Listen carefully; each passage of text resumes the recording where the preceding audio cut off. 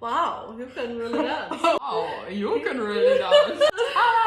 This is it. Hey guys, I'm Bre. And I'm Sammi. And we are doing something special for you guys today. We're doing a get ready with me video. And we're talking about how I am a pre-opper and Sammi is a Post-opper. So let's get started.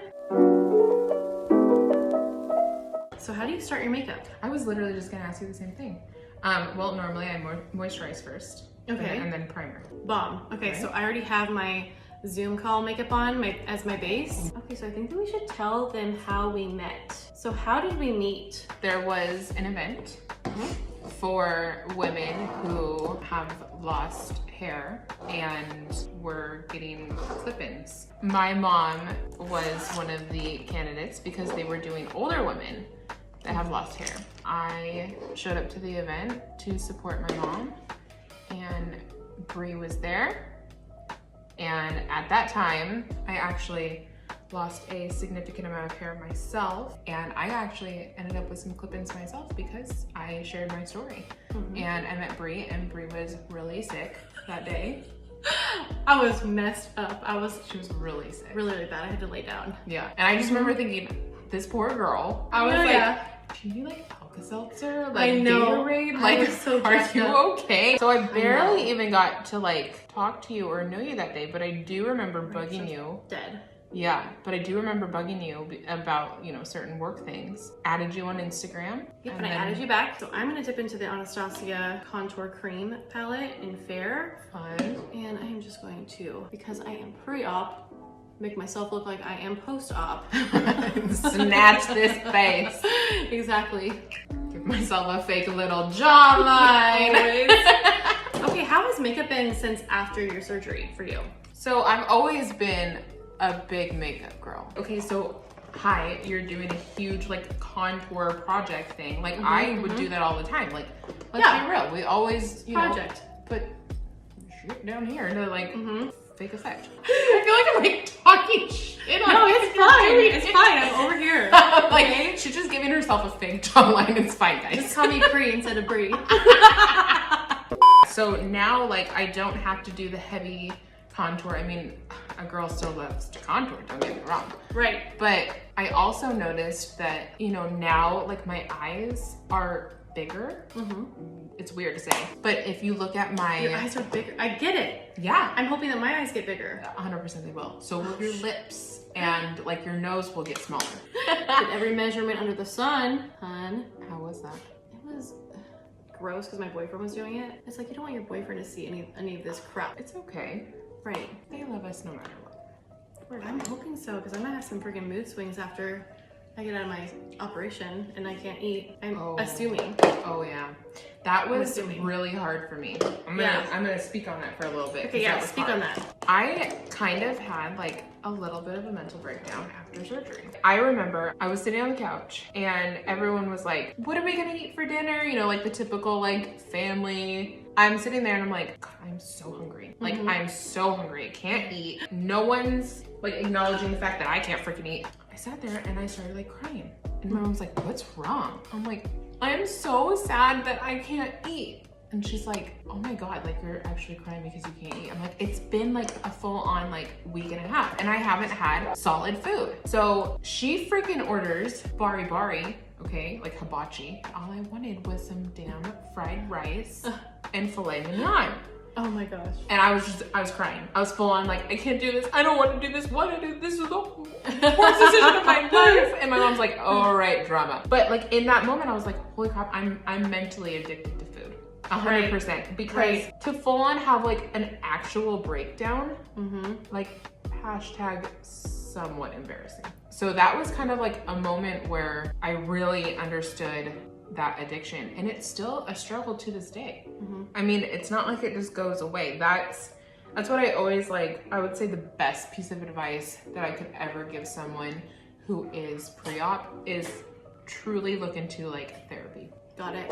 I feel like people always shy away from therapy because it's like, oh, like something's wrong with me. But like at the end of the day, like we all got to a certain weight for some reason, whether it be like suppressing emotions or depression or, you know, who knows? Everyone's story is different, but like there's an underlying reason that we all got to that point. unfortunately, like, yes, they give you a psych eval or whatever, but they don't really talk about it from then on. It's like one and done. Did you do yours? Yeah, I did mine. Yeah, it was really easy. It was like a half an hour. The only thing she brought up that I didn't even know about was that she actually called me back. So she had already hung up the phone with me and she was like, oh, you did great. Like, you passed with flying colors, like, no problem. And then she called me back. She's like, hey, actually, when you start losing weight, because I take Adderall for ADHD. She's like, and if you see that the medication is affecting you differently, like, you need to speak up to your doctor about it. And I'm like, I didn't even think about that. That's a real thing. Oh yeah. So medication will absolutely be completely different. But other than that, it was like a half-hour call, and I had to fill out a couple of like multiple choice tests. That was it. And that's it. See, and that I don't agree with. Right. I really, truly, if I could like, it's just so mental. Do in this system, like make a breakthrough in this system, it would be that like either afterwards it should be required or during the process it should be required. I know a lot of people lie about it too, which is like they're scared to tell them that they've been depressed. Well, it's like, hello. Right. Like, you can't tell me that nobody's not depressed at their highest weight and feeling uncomfortable. Like, we can all pretend that we're all confident and rocking our bods, but at the end of the day, like, we're getting the surgery for a reason, you know? Right. So what I've done since Sammy told us that amazing story was I did my eyeshadow with the KKW Mrs. West little baby palette. It just is really, really pretty. Has like a lot of cute little neutrals. And then I also used Mented, the Everyday palette, which is like the cutest palette ever. What's your goal weight? I don't have a goal weight. I really don't. Okay. I was okay with being 148 on my college cheer team. And I was super lean and like muscular then. But I do remember like back then I was like, I'm so fat. But like now looking back and I'm like, be thankful. Oh yeah. Be thankful if you ever get back to that. So like 148 would be nice, or 150 is fine too. But I was also like, when I was 130 and like 125, it was just like, I'd probably not like that look now on me. And how tall are you? I'm 5'5". Okay. How tall are you? I'm 5'5". Oh my gosh. Speaking of which, so what was your like aha moment that like made you want to get the surgery? You ready for a wild ride? Oh, she's ready. You know, I said earlier, I've always been a big girl my entire life. I did a quick little video on my Instagram about my dating life prior to surgery. Being in that community is a totally different world. You don't really have a variety of guys to choose from, right? So we'll start there. I talked to a couple different guys, dated guys here and there, mainly as secrets as I posted before, but I was dating / talking to someone, don't come after me, but who was married. He played up to be getting divorced, okay? Like hard. Got it. And truly tricked me. He was in the Coast Guard in Florida. Seriously convinced me that he was getting divorced. So I actually flew out to Florida, met up with him. Got it. This was August 2017. Went out there, met up with him, had a great time, yada yada, for one night. I was supposed to be out there for 4 days, and I was out there for 2 because he drove home the next day to his wife. No. And stop. Yeah. Pretty much ghosted me. What a dog. Yeah. He was after something. Right. And one thing only. Flew back to his wife, and I was like, you know what? I'm done. I don't super love telling that, only because it makes it seem like I made the decision based on men in my dating life. But you don't want people to think that it was due to dating. Right. You know, I always believe that you should be living for yourself and making all the decisions, you know, for you. But it was that like moment where, again, I wasn't living for myself. I was only living for other people, because that's kind of what you get caught up in that community, that world, is when you're a big girl, you don't really have a lot of choices. So you almost subject yourself to pleasing other people, because it's hard to explain, but like, that's your identity. Yeah. That's where you find your identity. Exactly. It was that moment where I was literally getting on the airplane back home, because I had to spend $300 to get a one-way flight back, because I was like, there's no way I'm just gonna stay out here. And then I also felt horrible because, hi, you're married You know, like, of course. But at the end of the day, again, I knew all of his buddies in the Coast Guard, all of that. Like, that's insane. They knew who I was. So I was like, oh, I'm in the clear. Like, they're actually getting a divorce. Like, I'm fine. But yeah, that was like, I was sitting on the plane. I was like, I'm not doing this anymore.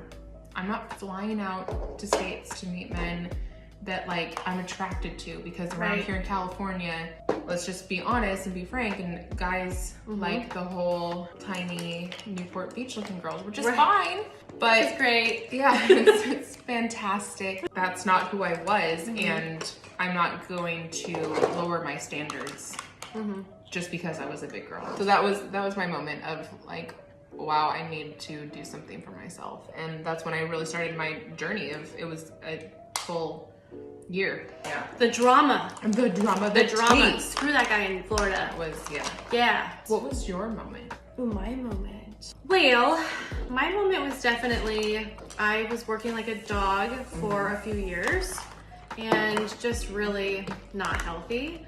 And I feel like I looked at myself one day and I'm like, oh, this is where I've been wearing everything. I've been gaining and giving away so much of my body to my work. And I was like, that's just unacceptable. Like, that's just not okay. So I was starting to feel it, like just on photo shoots, like just easy, typical photo shoots I used to do by myself. When we have an entire group of people, I'd be sore after a photo shoot.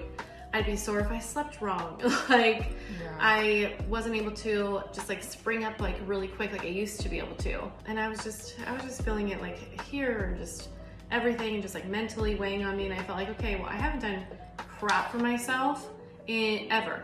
I'm the kind of person who like I give back to everybody. So I, you know, after seeing just pictures and just after being so self-conscious of pictures for such a long time and hearing, wow, you look so different in person, I was like, okay, I'm good. Like a lot of that, like that build up for a few years was like, okay, I'm ready to go. It was just that, and it was like also learning that this like cures so much, like PCOS. That was a huge piece of it too.